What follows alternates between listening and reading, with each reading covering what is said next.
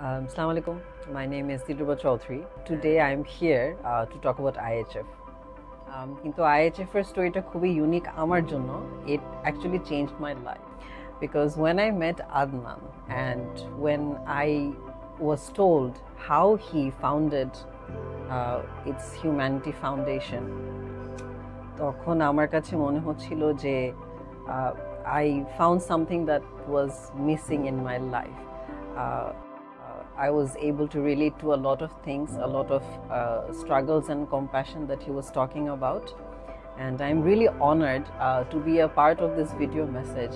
আমার ভাবতেই অবাক লাগছে যে 15 বছর হয়ে গেছে, বিশ্বাসই হচ্ছে না।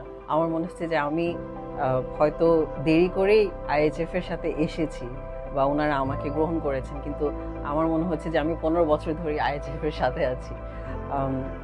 Therefore, I don't want to digress too much, but I would like to say that I really hope and pray that I get the strength and the courage and the wisdom to be with all of you for as long as I can, because it has given me a lot of lessons, a lot of growth in my journey that I will be forever grateful for. Thank you so much.